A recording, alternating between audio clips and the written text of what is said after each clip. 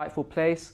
Her eldest son Yudhisthira is going to be the king. She's got all the opulence, everything that most people would want in a life she's got. But what is she concerned about? Just having Krishna. So our psychology is a material psychology. Queen Kunti's is a spiritual psychology. This is why she's happy no matter what the situation she is materially. But for us, whatever the situation is materially, we're never satisfied ultimately. Yeah? So we've got to try and reverse it. It's just, as Prabhupada says, it's a matter of changing the circuitry of the brain as well. So when we're surrendering to Krishna, effectively what that is our effort, our humble effort, to take our darshan away from the material world and back to Krishna's eyes, Krishna's face, Krishna's form. And we spoke a bit about this purport here.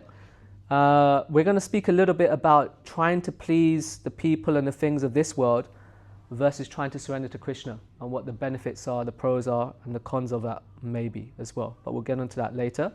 We spoke about the balance between not just being the Cinderella story of just waiting for Krishna, relying on Krishna, and not doing any material effort. But let me just put all of this here, so speaking about this at the same time. And then we looked at the example of the Pandavas who relied completely on Krishna, but were the instruments of Krishna and worked hard in this world. So the idea is we have to work in this world as if it relies on just our efforts, but no, ultimately it depends on Krishna's sanction. That is the balance that we have to strike. Yeah? We have to do our duties for Krishna in this world. And by doing that, together with our sadhana, we become conscious of Krishna at all times. Then I stepped a little bit away from Queen Kunti's prayers and onto Srila Bhaktivinoda Thakur's prayers. And he's come up with this concept of Sharanagati, which means to surrender to Krishna. But he says surrender isn't just everyone does it in their own way. There is a little bit of that. But complete surrender depends on 6 things. And we spoke about these 6 things last week. Accepting what's favorable, rejecting what's unfavorable for the principles of pure devotional service. In a nutshell, what is pure devotional service? What's the difference between pure devotional service and devotional service? In essence, when you're doing it exclusively for Krishna's pleasure, whether you get something out of it or not, it doesn't matter. Yeah? The onus is on whatever pleases Krishna, that I'll do, without any question. There's more to it, and we have spent time on it in previous sessions, but I'm not going to go into it now. Second point here is faith in Krishna as my only protector.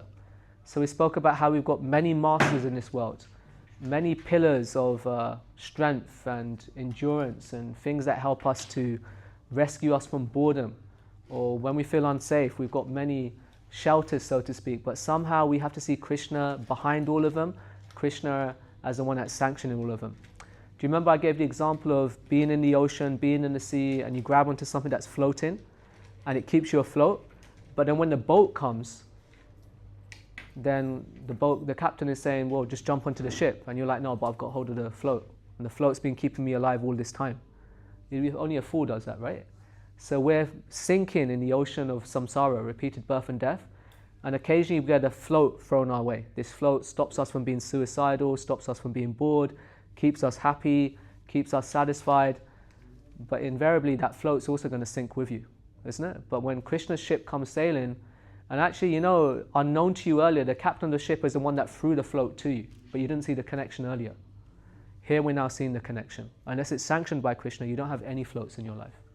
Some people don't have floats in their life, or their floats start sinking and they commit suicide, they get depressed. Anything that's thrown to us, any bone that's been thrown our way is from Krishna, ultimately. Yeah, directly or indirectly. So we have to see that connection and think, okay, rather than relying on the float now, let me jump onto the boat. Yeah? Acceptance and dependence of Krishna as one's maintainer. So not only he protects me in times of danger, but now that I'm safe and I'm maintaining myself, it's actually, unless Krishna gives me that ability, I can't maintain myself. Krishna is the ability in mankind. So we have to understand that too. Then I am his. I'm his servant. I'm his instrument. My duty is to fulfill his desire. So I'm owned by him. Even this body is not my body. That's an illusionary understanding as well. And last thing is, I am insignificant, but it's not a self-deprecating, low self-esteem type of thing. It's humble in the sense that I understand how great Krishna is, and Krishna is empowering me. Yeah, does that make sense? So because we kind of rushed through this last week, And then I kind of wanted to get to verse 38. Before we get to 38, I think what might be good is maybe for 5 minutes, if we team together and just go through these components of surrender, all 5, and maybe each person in the group comes up with an example of what this would mean or look like for them.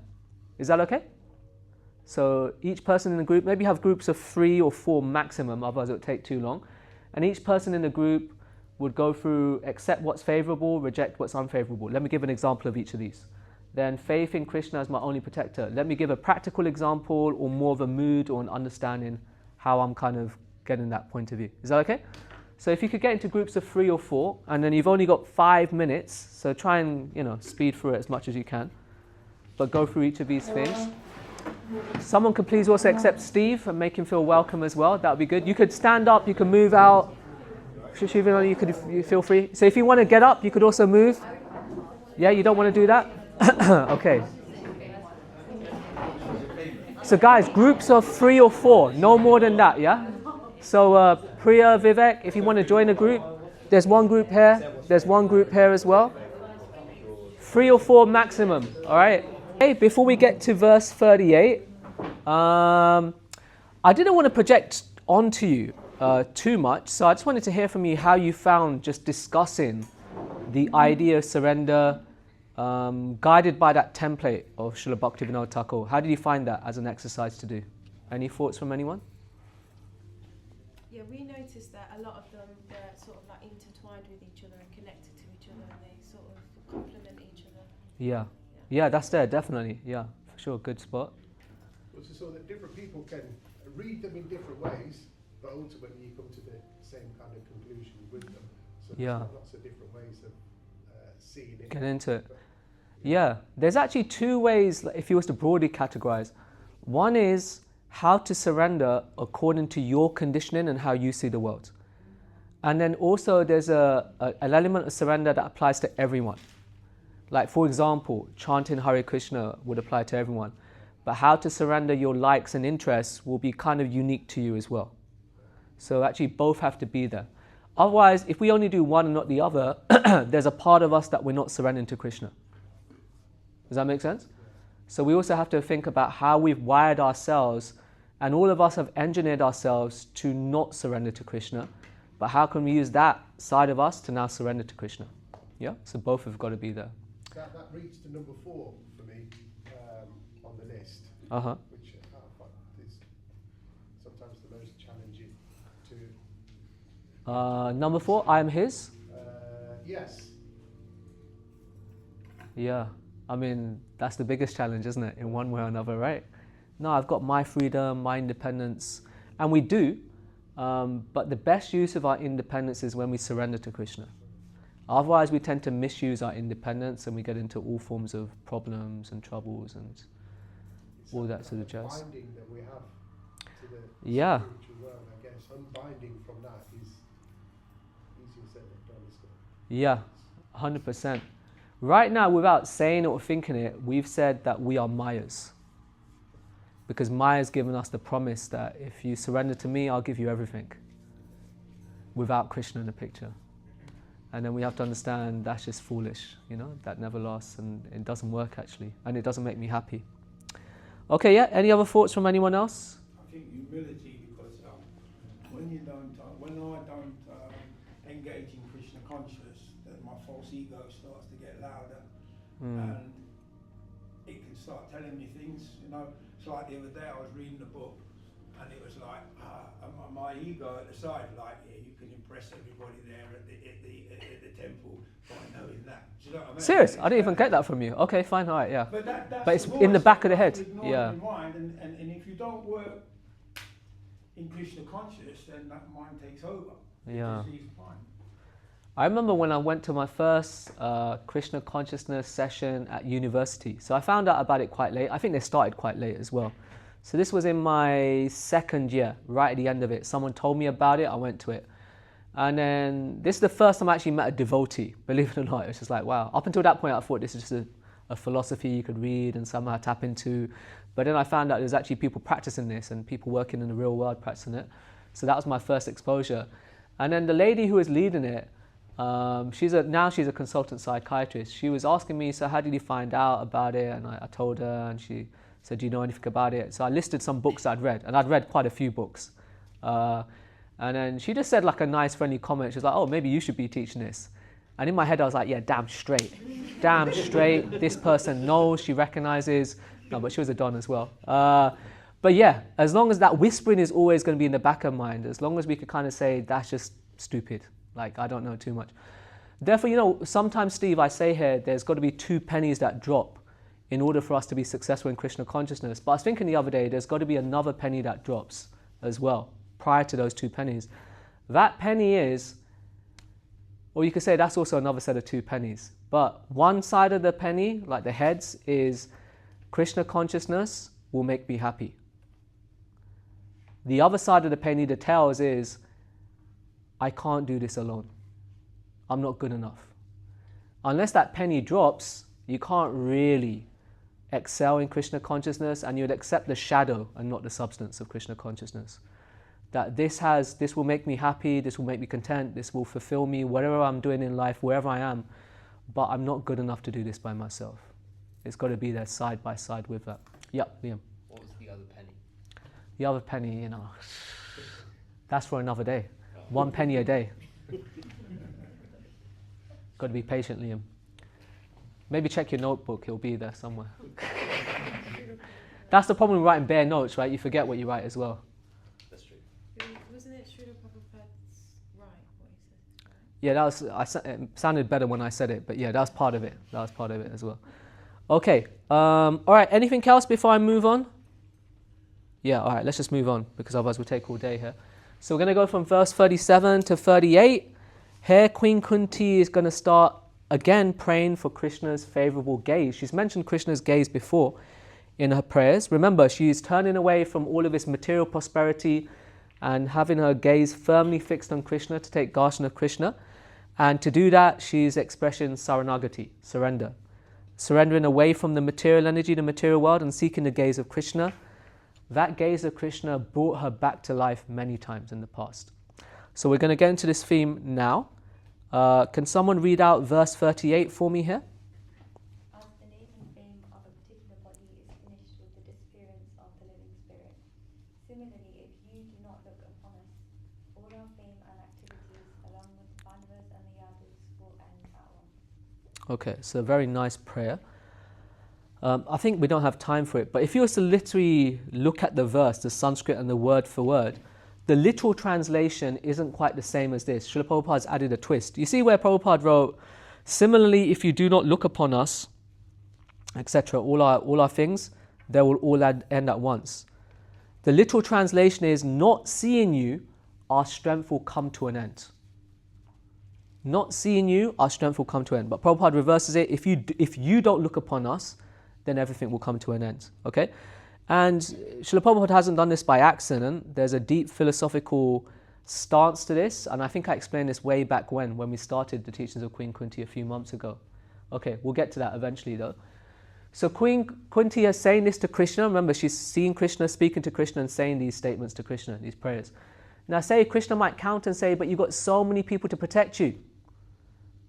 Right? You've got so many people in your life. I've left you so many people.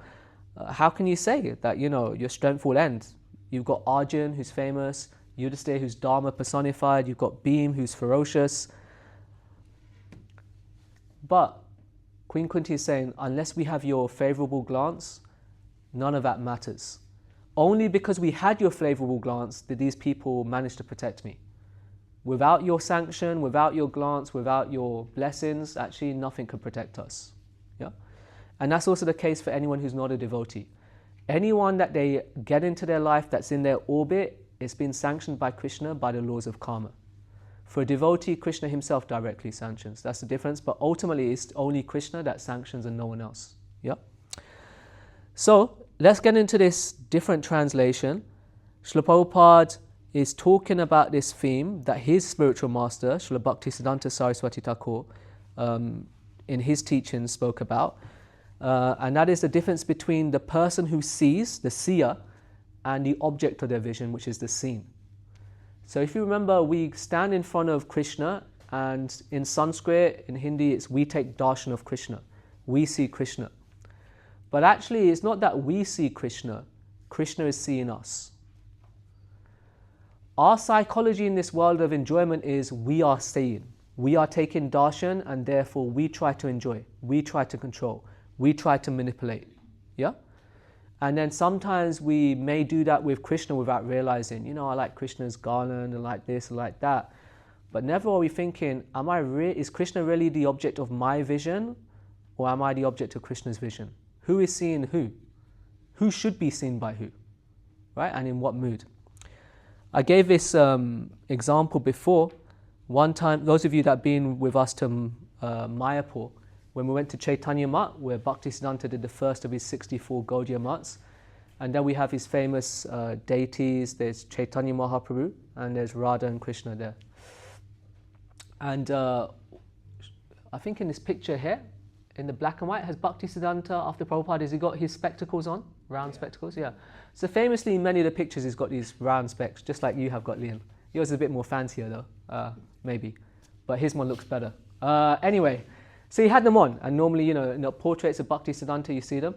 But at one point, he was standing in front of the deities by the doorway without the specs on. And one of his disciples thought he just forgot his specs and, you know, maybe he couldn't see. So the disciple was just asking, you know, Guru Maharaj, can you see? Like indicating, shall I bring you closer? You know, you're quite far away, the crowd's there, you haven't got your glasses. So, you know, can you actually see? Can you take darshan of, you know, Radha Madhav? Or there it's, what are deities called again? Radha Gandharvika Giridhari. So it's a bit long, but basically, can you see those deities there? And Srila Bhaktisiddhanta Saraswati Thakur smiled, and he said, I'm just going to read this verbatim here, we should never regard Lord Krishna as the object of our observation. Rather, we should ponder, so listen to this, rather we should ponder over what qualities we need to acquire so that Krishna wishes to look at us. Do not think of how to see Krishna, but rather whether Krishna wants to see us and reveals himself to us. You know, Prabhupada said, don't try and see Krishna, work in such a way that Krishna will want to see you. Yeah? So without realizing, even in this spiritual process of taking darshan, we're just doing whatever we do in the material world and we're projecting that onto Krishna as well. It may seem a bit far-fetched and a bit deep, but maybe next time think about it. For most of us, before we came to this wisdom, we would take darshan of Krishna, and what would we pray for? The Mercedes, the Lamborghini. Again, taking darshan of this world, and what can I suck out of this world? Yeah? Rather, we should be standing in front of Krishna and say, Krishna, can you see the lust, the anger, the envy? And if you favorably gaze upon me, only you could actively do something about these sort of things. So it's often good to ask ourselves, who is the seer and who is to be seen? If we understand we're the servants of Krishna, we're the objects of his vision. That is what we should aim for. That is what we should aspire for. Okay, so yes, another point to get with this, together with this main theme here. Krishna shouldn't just see us, but by seeing us, Krishna is always thinking of how to engage this person in his service for the greater good. But we might take darshan of Krishna, and again we take darshan of the world, and we think, no, I want to enjoy. I want to use this mind that Krishna has given me in a way that fits my purposes, not his purposes. I want to use this body that's been loaned to me by Krishna in a way that makes me feel good, even if it's got nothing to do with Krishna. So an extension of darshan, therefore, is that actually this mind and this body is an instrument for Krishna's use. You know, we're speaking about Sharanagati. So how can I use it, therefore, for his service? Okay, so any talents, abilities, anything that we've got from this life that we think we've earned ourselves, remember, unless Krishna gives us the ability, Krishna gives us the foresight, Krishna gives us the circumstances, those things is not within our remit to get ourselves without Krishna in the picture, directly or indirectly. So any talents and abilities should also be used in Krishna's darshan. Otherwise, those same talents and abilities become a curse. Queen Kunti is effectively saying this, we're not truly living unless we use these things in Krishna's service. So if we're not truly living, then effectively we're dying. And we're doing that from the moment we were born, life after life. Everything that we're doing is taking us away from Krishna's darshan, taking us deeper and deeper into being absorbed into Maya, and therefore effectively we're not going closer and closer into eternal life. If we're not getting closer to eternal life, we're not living, we're dying. Yeah? So I thought at this point, I forgot to put this slide, I had this thought maybe about an hour before we came here. So we got two things here, right? For devotees, we're trying to catch Krishna's glance. Even as devotees and also non-devotees, we're trying to catch the glance of the crowd, of the public, of the neighborhoods, of the rich, of the famous, of work colleagues. So there's two things here, trying to catch Krishna's glance, trying to catch the crowd's glance, okay? I think maybe we've done this, I can't remember. When we try and catch the crowd's glance, what are the disadvantages of doing that? Materially as well as spiritually. If we're always worried about us taking darshan of people and people taking darshan of us rather than focusing on Krishna and his darshan, what is the disadvantage of that materially and then spiritually? Acting authentically. You don't act authentically. Inauthentically. For the crowd rather than... Yeah, you become a crowd pleaser, isn't it? So you're willing to forsake your own integrity just to fit in. Yeah, Bhavik. Materialistically, you might get a negative impact. So you're trying to show off, trying to impress, and actually you might not get that. You might get something negative in return, or even hate. Yeah. Can you give an example of how we might get something negative in I return? think in general, people post online. My wife posts quite a lot online now. Okay, we're getting into it now. Fine. I'm not on social media. No, it's fine. No judgment here. But I see her kind of how she does things, and she posts it, and then she looks for reactions, how many likes, how many views, and I said to her, if you couldn't see how many views and likes you would get, would you ever post? She couldn't answer that because she gets the satisfaction from seeing that. She knows. Yeah. Yeah. But Okay. then also, for people seeing things, they can actually get negative where there's comments and say, oh, you've got this, and you've got this, and you've got this, and it impacts on you negatively. So actually, trying to impress can come back on you in a certain way. Yeah, sometimes, I mean, it's a very broad statement. Sometimes we end up losing ourselves in trying to find others. We're trying to find our tribe, people we belong to, trying to find some recognition, but in doing that, often we have to compromise so much, right, to do with our integrity.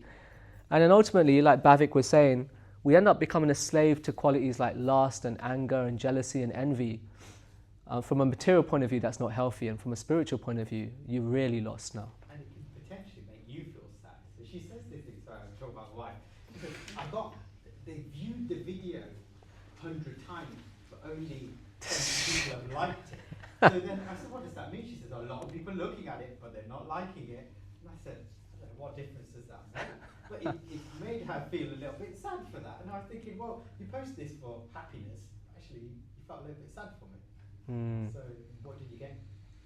So this is it. It's practical, right? The darshan of others doesn't always lead to happiness. And if you look comparing it to Krishna's darshan, when Krishna glances at us and we allow him to glance at us more importantly, then our existence becomes reawakened, our purpose becomes reawakened. That's the difference between the two. We're trying to take darshan and get darshan of people who themselves are lost, who are not based in reality, nor do they want to be situated in reality. Yet we still invite their darshan on us, and we want darshan of them, and we don't want darshan of Krishna. So how will we be happy, right? It doesn't make any sense. Yeah, Steve, were you about to say something? Just validation, isn't it? That's like you either get it or you don't. Yeah. It's just like a polar opposites, isn't it? It's swinging from side to side where you could be in the centre and just kind of being in some kind of... Well, when you're with God, you kind of like, there's polar opposites, so you're seeking validation, you get validation from one person, it makes you happy. You don't get validation, you go from sad, so you're swinging from polar opposite to opposite. When you're Krishna conscious, you're in the middle, aren't you? You just This being pushed from pillar to post, Krishna talks about attachment and aversion. And do you remember we did that one time, secular attachment and aversion, and we're just going round and round like this, running towards attachments, running away from aversions, and then but the problem is Maya switches attachment and aversion for us as well. So what we liked before, we dislike later. And then that has happened in life after life. And you get distracted by attachments and aversions, you miss the purpose of life. If you look at it, for most people, their life is about attachments and aversions. Their goals are attachments, their aversions are things that they don't want in their life. And that's all they're conscious of. Krishna says that type of lifestyle means that you miss the boat of spiritual life. Yep. Is there a benefit to then doing the flip side of it and then just forcibly doing the things that you naturally are averted to? No, it's not so much of trying to like your aversions and trying to dislike your attachments. It's not that. You see, that's the other thing. People think I'm just the polar opposite of what I'm doing. That's just the polar opposite of what you're doing. Polar opposite of what you're doing doesn't mean spiritual. It's just like, you have positive and negative. It's still both material, isn't it? So it's what you're doing it for Krishna, basically. So if you're using your attachments, you're using your aversions for Krishna in a healthy way, that makes you think of Krishna, never forget Krishna. That's what's helpful. Without any judgment, has anyone ever experienced this? Like, is anyone hot on social media, on Instagram or Facebook or what's the other type of contents out there?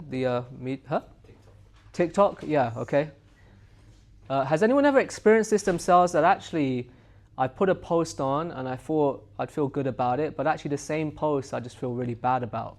Whether it's a post itself or people commenting or, I guess I'm not so good at this, I don't know myself, but has anyone experienced that themselves? I think sometimes I'm trying to understand what the audience wants to watch or what they like to listen to, and then something will get a big hit, so then I'll post something similar and then no one watches it, and I'm just like, I don't know what people like. What do you like? And I'm just like, oh, okay, whatever. I'm just going to keep posting whatever it is, and then if something they like might hit. If they don't, then But I guess it's the intent behind why you posted though, isn't it? That sort of determines how you feel, ultimately. I think if it's to spread something, like yeah. I do LinkedIn because I try to do career-related stuff. Yeah. I don't care how many people see it or like it, because that's not really the intent behind it. But people's emotions are attached to when they're feelings-based stuff, isn't it? Validation, as Steve was saying.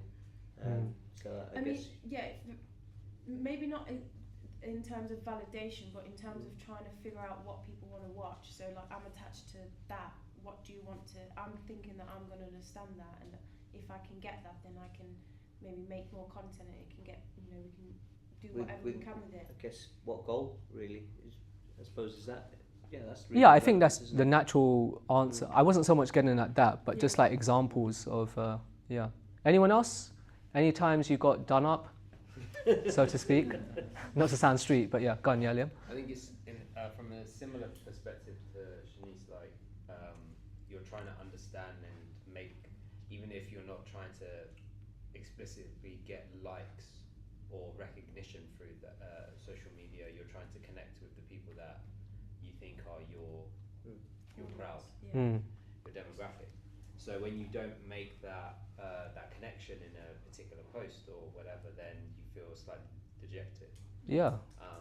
From my own experiences, something that I do is that I just put all, like, I have just an old phone that I don't use anymore. I just put all like social media on that, and then I'll post on that phone, and then just turn the phone off and put it in a drawer. Okay, so yeah, you're not worried about the reactions and. Yeah, because then you can. Like, sometimes if I've kept that phone on me, I'll often find myself turning the phone on, like in the middle of the day, trying to see the responses, and you kind of then catch yourself. Yeah.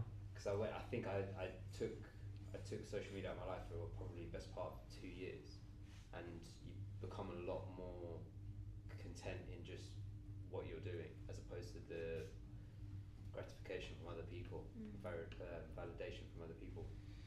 But then when you then try to kind of go back into that world, you find yourself doing these crazy things. Instead, like, getting the phone out of the bag and then turning it on, and just like, we doing like 2 days. You're telling yourself like, yeah. Also, I guess if you're in that, whatever you want to call it, that cycle, it's also quite revealing. Say if you put something in there and you get a comment or a like or a lack of likes or whatever, and then you feel a bit discontent, it's a good way to reflect and think, actually, I have got a heavy attachment there. Say even for the example you were given, or Shanice was given, that I thought I understood my crowd and I clearly don't, and I feel disappointed. It's a good thing to just say, why am I so disappointed? What is that telling me about the way I see this world, or I'm connected with this world, or attached to the way I think things should be? And then you could use that in your spiritual path. Oh, wow, when did you leave? Oh, Kushbu, now you hear, that reminds me, I could give an example of myself. I've been asked to make breakfast for Radha Madhav once in a while. They get desperate, so, they just have to ask someone who can't cook. So yeah, Kushbu was there this time. So what happened was, like, for most of the guys, not to be sexist, but when it comes to making puris, we're rubbish. And in particular, you put puris in the hot oil or the ghee, it's supposed to puff up. I've got a fixation on this, because in my mind, if a puri puffs up, it's the perfect puri. It's not actually. It doesn't really change the taste. I've verified it myself. It doesn't. But it's just it's an ego thing. And then I tried different consistencies, rolling it, different recipes. I've tried so many things. I've tried it going in private without anyone knowing. One time all of them puffing up, the next time none of them puffing up, sometimes 50%, 60%. So this time I got like about 35 to 50%. And I was like, sometimes they're rolling, some are puffing up, some aren't. I can't work out what the hell is going on. So Shamalanga Mataji was there. And I just said, just to make myself feel a bit better, I was like, Mataji, you make puris, right? She was like, yeah. I was like, what percentage of your puris like puff up? Naturally, I wanted to make myself feel a bit better. Like, if a pro's not getting 100%, I don't need to feel too bad. And she went, no, they all puff up. No, I said, like, but, obviously, like, some do, some don't, right? But she was like, no, they puff up every time. Within 2 seconds, they puff up. And I remember thinking, okay, my puris may not puff up, but my ego got deflated very quickly there. Like, And then I realized I'm just super attached to this and there's no need to be. Maybe I'm attached in a healthier way for like Krishna, but it was getting unhealthy. So yeah, even when we say things, we reach out and then we feel a certain thing, it just helps to remind us that actually I am attached to things in a certain way. And is that way unhealthy? Is it taking me away from Krishna and the devotees, or taking me towards Krishna? So even if you are doing it, it's a good way to learn from these attachments as well. What are they telling me about the psychology that I'm engineering for myself currently? And is it healthy or not? Okay, let's just quickly carry on. We're going to go from 38 to 39 now. And Queen Kunti, like I said, is coming towards the end. So feeling very helpless that Krishna's going to leave, she again takes shelter of Krishna's feet. So I'm hoping we could finish this section today, because I've got a really nice thing about Krishna's feet. Generally speaking, we don't get fixated on anyone's feet, not even our own, or some of you do. But to get fixated on Krishna's feet is actually very healthy. We're going to go through that. Okay, verse 39, can someone read out the translation for me? Someone in the room, this room. O Gadadhara, our kingdom is now being marked by the impressions of your feet, and therefore it appears beautiful. But when you leave, it will no longer be so. Yes, so she's thinking of Krishna who's been walking about in their kingdom barefooted, and now the impressions of his feet are there and they're kind of fresh. Just like, if you walk around in the mud, even not barefooted, with your trainers, you leave a fresh print. But then after a while, what will happen? The weather will come, the rain will come, wash it away, and there'll be no prints. So Queen Kunti is thinking, even the lasting impressions, they won't last in my kingdom, and then I won't be left with anything at all. So the only thing that's making this kingdom beautiful is not the opulence, is your lotus footprints, right? But even that will be gone to us once you go, right? You'll take those away with you. So just a few things of note here. Here, what's Queen Kunti calling Krishna? What does that mean? What does Gadha mean? The mace, yeah. Like, do we have a picture here? We may not have, right? Maybe in the next room they have. But you have that club. It's like a stick with a round bit at the end, and you use it to kind of smash people in wrestling and stuff like that. So, and dhara means to hold. So that person who's wielding the mace, the Gada, right, is Gadadhara. So here, Queen Kunti, do you remember I was saying at the beginning of this series? Queen Kunti is quite a unique devotee, because she has vision and understanding of Krishna in intimacy, but also with awe and reverence. So this is one of the things when she's going back to awe and reverence. She's seeing Krishna through the prism of awe and reverence. Because here she's seeing Krishna as Gadada, holding the mace, but also often Krishna in Dwarka is forearmed, holding the 4 things. What are the other 3 things that he holds and Vishnu holds? Conch shell, flower, lotus, the chakra, right? The disc, okay? So the idea is, now you can see Queen Kunti's got that Dwaka Mathura mood, right? But this is also going hand in hand with the protection, because she saw this form as well, going way back when. Do you remember when Uttara, that Brahmastra weapon, was coming, and she pleads to Krishna, and Queen Kunti is there saying, this Brahmastra weapon is going to come. I'm not worried about my life, but I'm worried about my child in my womb, Parikshit. And then King Krishna enters into the womb as Gadhada, carrying this Gada. So Queen Kunti is remembering that. See, you came even back then to protect us. And now she's remembering that form here. So please keep protecting us now. Don't leave us. Just like you were there to protect Parikshit, please stay here in that form and protect us as well. Yeah? So in this way, she's remembering him like that and thanking him in her mind like this again. And like I said, she's thinking, our kingdom won't ever be decorated with the dust of your lotus feet. Don't leave us, because your feet mean so much to us. So here we can see what's quite interesting is sometimes when you're asking someone for a favor and they're thinking, or you're thinking, nah, they're not going to give in, then you just think, to hell with this person, I could do it myself. I'll be okay alone without this person. But Queen Kunti, you could see, is just unashamedly, is just repeatedly begging Krishna that, no, I want you, you're the perfection of my life. Even the dust of your feet is the perfection of my life as well. If you remember, we had 36 was talking about the feet, 39 is talking about the feet. So the feet of Krishna is a common thing. Do you remember way back when we spoke about the 9 limbs of bhakti in the Srimad Bhagavatam? What's the one that refers to the feet in Sanskrit? What's it called? Huh? Yeah, no, it's not that. Yes, the clue is pada, right? Pada means feet. So pada sevana means service to the feet. It can mean literally meditating on the feet of Krishna. Like, you know, we spoke about the different parts of Krishna's anatomy is like a lotus, and why like a lotus. In fact, we'll come across that again later on as well. It can mean doing service to the feet, like Mother Lakshmi is always massaging Vishnu's feet. Pada sevana means we could do service with our feet to do parikram of the holy places that Krishna used to reside in as well. So in a few moments we're going to do a bit of pada sevanam, but not in terms of us walking, of Krishna's feet as well. So previously Queen Kunti was speaking about the glance, now she's focusing again on the feet. Okay, we spoke about this already. Okay, don't leave us, your feet mean everything to us. Remember, darshan of Krishna starts with his feet. From his feet we go higher and higher. Yeah, Abhimanyu. I don't know if this connection is just made up in my mind or not, but you know, in Panchatattva, Vadavani there was Gadadhar Pandit. Yeah. Is there any significance to the name? Because you know how you're saying when he holds the name.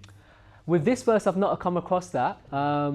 Also, it's very interesting, Radharani, why she's called that. Yeah. It just seems like it seems like she really wants to let go of her identity as Radharani and just be there as a witness. And she is Radharani, but in a formal mood. So even though we hear in more Rasic esoteric literatures, they are walking hand in hand sometimes in the forest. But generally in Chaitanya Charitamrita, you don't hear that, you don't see of that. So maybe she wanted to come just in that form with that name and have no connection. Yeah, it's an interesting thought. Maybe some of you could do some research and see. I don't think there is. I think it's unlikely to be. But yeah, who knows? Maybe there is something there. Okay, so I thought what we could do now is just go a little bit away from this prayer before we get into 40 and just do a meditation on Krishna's feet. Because why do these sadhus, why do these acharyas meditate so much on Krishna's feet? What is it about his feet that makes it so beautiful? And actually we'll see his feet are beautiful for different reasons, and also his feet has different markings on it as well. So if you look at, I don't think there's a picture here, but if you look at the soles of Krishna's feet, his left foot and his right foot, there's different markings and they have different meanings. So as part of this, hopefully today, before we finish today, we could go through all those meanings and what they mean. Or if we only have time, we'll just do the left foot maybe, and then next week we could do the right foot. Okay, so I've got some verses here I'd like you to read out. Firstly, who do we have in this picture here? Akrura. Who's Akrura for those of us who don't know? Okay, Krishna's, I think it's maternal uncle, right? And okay, so where does he come from? Who does he get sent by? Where's he going to? What's happening in this picture? He comes from Mathura. Yeah. He is comes to fetch Krishna from Vrindavan. Okay. That's where he ends his pastimes of Vrindavan, supposed to. And he sees his footprints and he's so ecstatic he gets so overwhelmed and he's praying to the footprints, and he's about to take Krishna back to Mathura. Yeah, very nice. So he's on the way here in the chariot from Mathura to Vrindavan. First time, it might even be his first time, or at least first time in a while. And then he's thinking, oh, it would be amazing to see Krishna, Balaram, all the residents of Vrindavan. And the first point he gets access of darshan of Krishna is to see Krishna's footprints in Vrindavan. So as he's entering. So you can see he's very ecstatic here. So let's just read this verse, or verses. Can someone read this out for me? Thanks, dear. In the cowherd pasture, Akura saw the footprints of those feet whose pure dust the rulers of all the planets in the universe hold on their crowns. Those footprints of the Lord, distinguished by such marks as the lotus, barley corn, and elephant goad, made the ground wonderfully beautiful. Increasingly agitated by ecstasy at seeing the Lord's footprints, his bodily hair standing on end because of his pure love, and his eyes filled with tears, Krura jumped down from his chariot and began rolling about among those footprints, exclaiming, "Ah, this is the dust from my master's feet." Okay, thank you. And just another verse here from earlier in the Srimad Bhagavatam. Can someone read this out? Thanks, Winkle.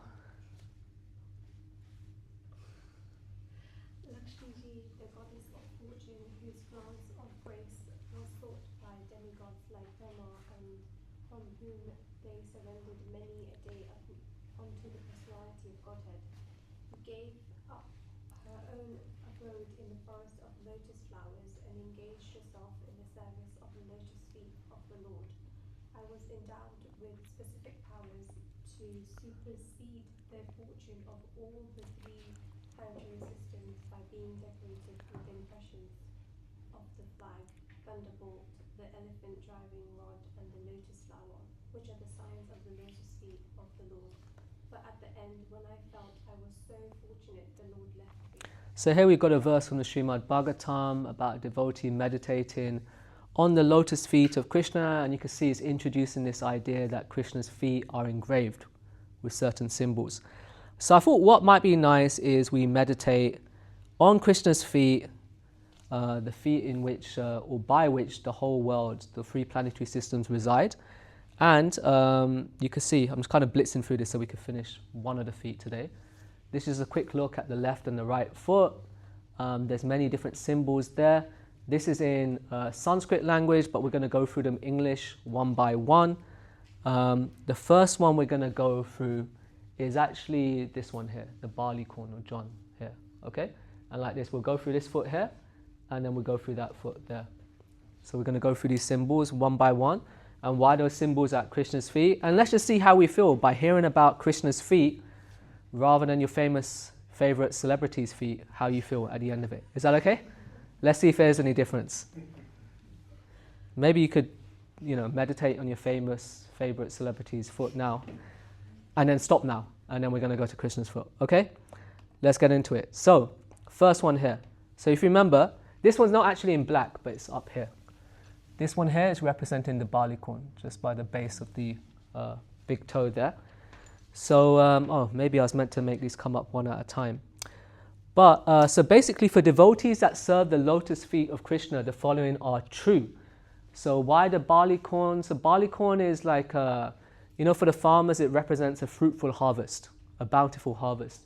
So in the same way, devotees, when they worship or serve the lotus feet of Krishna, or they wander in the same direction as Krishna's footprints, they get all types of prosperity and opulence.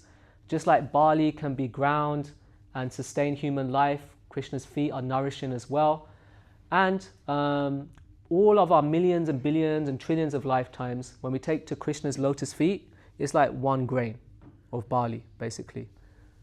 Just like, when somebody asked Prabhupada, this seems like it's going to take loads of lifetimes, and Prabhupada said, why? Just 1 minute, just surrender, right? So it's just like that. Okay, from there, we are going to go to the chakra. So here. Just there, yeah? That was the chakra there. How Krishna is holding that, how Vishnu is holding that. So the chakra is really sharp. It's, oh, did I do something? Oh no, did I? Yeah. Oh yeah, that's maybe what it is, isn't it? So Krishna uses that chakra to kill demons. What is the chakra called again? Sudarshan. What does Sudarshan mean? Illuminating, very, what? It sees everything. Okay, you just changed the meaning there. What? Very, it seems everything. Well, I'm just thinking, Su means very, right? Yeah, okay. Darshan means to see. Yes, okay, good. So the idea is Sudarshan means to see well. If somebody's got the name of Sudarshan, like say, I don't know if there's any celebrities with the name of Sudarshan, but it's a common name you could give to an Indian boy. Sudarshan can be someone who's really good looking, like, you know. But when they see Krishna, then they get Sudarshan, the perfect of vision. Perfection of darshan is to see Krishna. So actually the disc of Krishna is supposed to allow the person it's intended to kill to have darshan of reality, Sudarshan. Yeah? Just like with that Ambarish Maharaj pastime, Durvasa Muni comes, the chakra is chasing him, he goes to all the demigods, and then he eventually goes to Narayan, and then he comes back to Ambarish and realizes the most powerful thing in the three planetary systems is the devotee of Krishna. That is Sudarshan. Yeah? So in the same way, the chakra of Krishna is cutting not just the enemies, but the enemies of the enemies, which is lust, anger, envy, greed, pride, and illusion. Yeah? And it's so sharp, it could chop those things infinitely. And also there's a luster as well. If you see that picture of Ambarish Maharaj and Durvasa bowing down to him, it's very brilliant. It's like a second sun. So in the same way, we're covered by darkness in Kali Yuga, in any Yuga. And that darkness is one of nescience, of ignorance, of karmic reactions. So in the same way, that Sudarshan chakra is allowing us to see beyond the ignorance caused by lifetimes of karma. Yeah? Okay, let's carry on. Now we have the Udva Rekha. Again, this is not in black, but Udva, like we have Udva Tilak, Udva Pundra. Udva means upwards. So Udva Rekha, like we had the Lakshman Rekha. Do you remember I was speaking about in Sacred Lounge, that circle, that Lakshman? So Rekha means a line. So Udva Rekha means this line here, going upwards, yeah? Can you see? This one in blue? Not any of the black ones, the one in blue, yeah? So this upwards going line, or upward curving line. So this has got a few symbolic meanings as well. Anyone that's clinging to Krishna's feet, however way, whether it's desperately or casually or whatever, but one who clings, Krishna's feet is kind of like a lifeline that's been thrown into the ocean of repeated birth and death. So long as you cling to it, it's just only a matter of time that you'll be transported to somewhere higher. Another thing is if someone's clinging to that line, it's like a lifeline. So long as you don't let go of it, you won't ever fall down. Even if you feel fallen, that line will pull you up and purify you. It also means that the pathway to Krishna's feet is very direct, and his feet is just like you can imagine say, you know, you have these helicopter rescues and they throw these rope type ladders, and it's so long, right? So in the same way, Krishna's feet is like that. It's like the rescue ladder, but it goes all the way to the lowest planetary systems, to the lowest of souls. There's even things in the Puranas where people in hell, they start reciting Krishna's names and doing kirtan, and they get liberated. So anyone from anywhere, so long as they cling to Krishna's feet, they're saved. Yeah? So very beautiful, isn't it, when you know these different lines and what they mean. Let's just carry on. I want to try and finish one foot anyway. Then you have the lotus. Can you see the lotus? It's still at the top of the foot, next to the chakra. Can you see it? Some of you need to go to Specsavers, huh? Can some of you see feet? Yeah? Alright, cool. So, what does the lotus mean? Here we've got the first point. The lotus increases the greed of nectar. So the devotees are like bees. Bees go towards the lotus, eager for the pollen, eager for the nectar. So just seeing this lotus on the sole of Krishna's foot is increasing the greed of the devotees. Or just to take darshan of Krishna's feet is like beads going towards flower. Okay, trying to extract the pollen from it. The second point is quite interesting. Those whose eyes swell with tears receive the highest benefit. Let me just explain that a little bit. Just like, you know, a lotus is growing out of water. Even if it's a swampy region, it's growing out of water. And what happens is, despite being in a swampy, murky area, an area full of water, you get a beautiful lotus. So in the same way, if devotees manage to cry for Krishna, even though they're in a dirty place like the material world, then what will happen? Then those tears will give birth to Krishna's feet. Yeah? So even in the material world, if you cry for Krishna, Krishna will give you his feet. Is that because of the emotion behind the act of crying? Yeah, I mean, it can't be just artificial tears. Yeah. No, but I'm trying to understand. It's like more of a desperation, like, right, you know. Okay. And also, like we said before, the lotus represents something that's transcendental. Even though it's born in a swampy region, the mud and the water don't land on the lotus, it slides off it. In the same way, even though in the material world, if we learn to cry for Krishna, then we'll get access to his lotus feet, yeah, which is transcendental and lifts us beyond that type of environment as well. Okay, so next one is blossoming and unfolding of brilliant ecstasies. Just like the lotus opens in the sunrise and in the moonrise it closes, in the same way when we become attached to Krishna's feet, we experience spiritual ecstasies that open and close as well, accordingly. Open in private, close in public type thing. Alright, fourth thing, the presence of goddess Lakshmi. So remember, Lakshmi is also holding the lotus as well. And so whether there's Lakshmi, Lakshmi literally means money, wealth, opulence, prosperity. So because Lakshmi is always attached to Krishna's feet, for one who's meditating on Krishna's feet, attached to Krishna's feet, Lakshmi is also got to be there as well. Yeah? Okay, Krishna's feet are really soft, and so the only thing materially that could be likened to it or compared to it is the petals of a lotus flower, which are considered very beautiful but very soft as well. What else? The minds of the gopis always live on the nectar of Krishna's feet. So again, somewhat like the bumblebee narrative there as well. And lastly, the consciousness of Krishna's feet will not grow unless profuse water of divine love. What did I write for that? Did I make a note for that? Maybe I didn't. But maybe I thought it was such an obvious thing. I'll just get it anyway. Yeah, so the idea is, just like the lotus, it doesn't grow unless there's lots of water around it. In the same way, we won't be conscious of Krishna's feet unless we have water as well, unless we're crying for Krishna too. So somewhat similar to that previous point there. Okay, so we're going to go from the lotus now to the goad. The goad is a weapon people use against elephants to learn to control them. You know, elephant trainers. This one here is the elephant goad. This one's a bit simpler to understand. The elephants can represent the devotee's mind who are on the path to become Krishna conscious, and they need to be brought under control. So when the elephant is trapped, it's a wild elephant, then they use this goad to kind of domesticate it. In the same way, our mind is wild, looking for adventure and lust and all of these things in this material world. Krishna's feet is like the goad, okay, that brings it under control. What else? Meditating on Krishna's feet can help devotees control, okay, that's the same thing, wandering thoughts and guide them to the right path. Those who stay on the path to his feet become superior amongst men. How is that? Just like, you know, if you control an elephant with the goad, then eventually the king can sit on top of the elephant and be the highest amongst men, right? And have big, clear vision. So in the same way, anyone who stays on the path towards Krishna's feet and obtains his feet, they become superior or the topmost amongst men, just like a king on top of an elephant. Yeah? Okay, let's just carry on. Okay, then you have the flag. Can you see just lower down? Right beneath where the lotus is. The flag is like a victory flag. So when you see a victory flag, you can understand the king has secured the area, you'll be protected. If you just wander towards the flag you'll be free from all kinds of fear. There'll be victory there. So in the same way, one who's obtained Krishna's feet, because Krishna is always victorious, they'll also be happy. They'll be safe. They'll be victorious. Yeah? Then, from your point of view, to the left of the flag is the thunderbolt. It doesn't look like a thunderbolt, but this is supposed to be the thunderbolt weapon of Lord Indra, one of the demigods. Okay?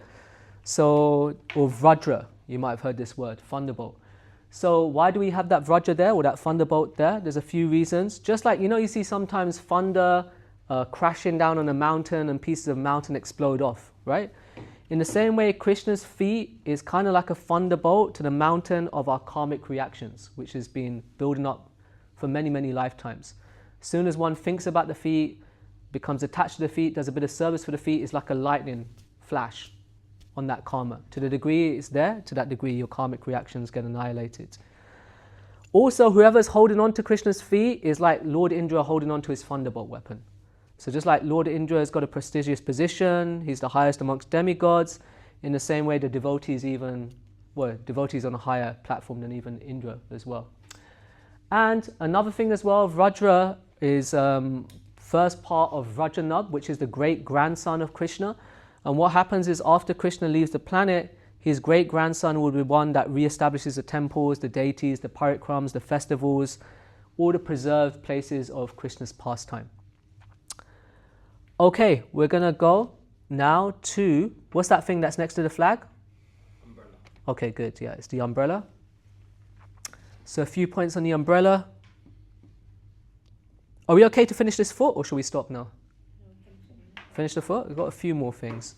Okay, umbrella. Just like you have an umbrella which is protecting the carrier from rain and, maybe hail or even sunshine as well. In the same way, someone who takes shelter of Krishna's feet, they're protected from the relentless rainfall of material miseries. Another thing is, just like Krishna, to protect the Vrajavasis, he lifted up Govardhan. We said, what do we sing right in the start of the program? Radha Madhav. Okay, what's the bit that's relevant? Giri Varadhari. So one is holding up the great mountain, Giri Govardhan. Why? To protect the devotees from that incessant rainfall. It's not just incessant rainfall, it was the clouds of devastations, the Samvataka clouds. Krishna lifted up Govardhan hill like an umbrella and invited everyone to come underneath, and they were supremely, not even supremely protected, in their most, you could say, that was their crisis moment. Generally speaking, the Vrajavasis have always been safe, to some degree. There's demons coming, but they've always kind of been safe. This was a time that looked like all of them were going to get wiped out. Despite that, this is one of their best times. Okay? So the umbrella of Krishna's feet is like that. Even in your most difficult times, if you take shelter, you go under the feet, even though you're supposed to be miserable, you could be very happy at the same time. And just like you have great kings, maybe not so much now. I don't know if Charles does it or has it done for him, but people hold up an umbrella over the king to protect them, even when it's sunny, and they expect it as kings.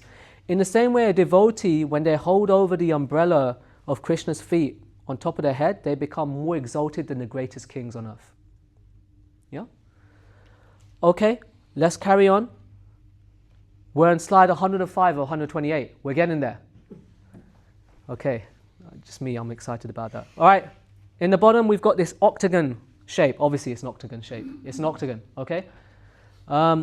What does the octagon mean? It means just like the octagon's got 8 directions, similarly the 8 directions around us, one who takes to the lotus feet of Krishna is well protected in all 8 of these directions at all times.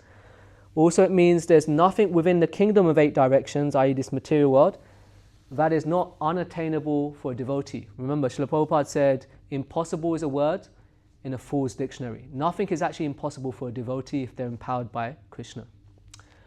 And also, it can represent the 8 mystical siddhis or perfections of the yoga pathway. The devotees, without having to do an Ashtanga yoga, they get all 8 mystic siddhis automatically, because bhakti is higher than any yogic pathway. Okay, let's carry on. We're almost there. There's a swastika. Anyone knows what the swastika is or what it means?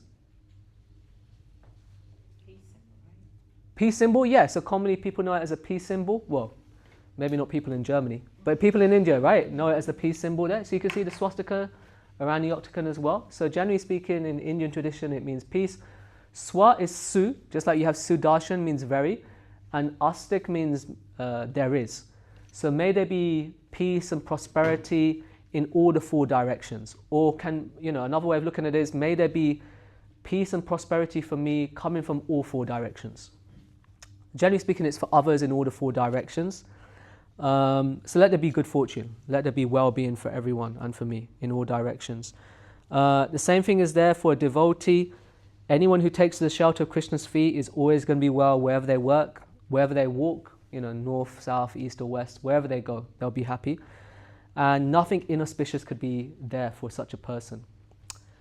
Okay, we're almost coming to the end of this foot anyway. Then we have the rose apple. So next to the swastikas, you have this shape thing there. This is referring to a heavenly region within the earthly plane. So outside of Earth, but within the plane of where the Earth planet is. So not the heavenly planet. There's a region, if you read, for example, in the 5th canto, called Jambu Dweep. Dweep is an island. So the island of Jambu, Jambu means rose apple. You might have seen them if you go to India, not so much in the UK, but you could type it into Google later on if you want to. And it's called Jambu Dweep because they have massive rose apples, and when they fall from the tree, they create rivers of rose apple juice that you could just drink from. And it said people who finish their period of time on the heavenly planets, they go to places like Jambu Dweep, and then from Jambu Dweep, after 3,000 years, they come back to the earthly planets. That's usually the transition. No, it's not in the Goloka chart. This is on the same plane as Earth. So on that Goloka chart, they haven't depicted it. But it might be on the side of that Goloka chart. Not in the middle of the Goloka chart. On the side of it, it talks about different regions. Oh. Yeah. So so this may not be so relevant for us, but in Jambu Dweep, according to Vedic cosmology, his feet is the only worshipable object for these residents there. Okay, and last but not least, no, for this foot. We're going to leave it because it's almost 9 o'clock here. So this is the left foot. When we come back next week, we'll be going to the right foot. I'm so happy because we're on slide 108. And we've got 128 slides altogether. So we're getting there. It's coming to a close, right? Sacred Lounge coming to a close. This in the next couple of weeks. Coming to a close, and hopefully I could get rid of you by giving you to someone else for an indefinite period. Yes, Liam? 2 questions. Okay. Is our left foot, from his perspective, is it his right foot? So, as in, yeah, this is his, say if he was standing like this. Oh, okay. This is his left foot, this is his right. Okay. Yeah?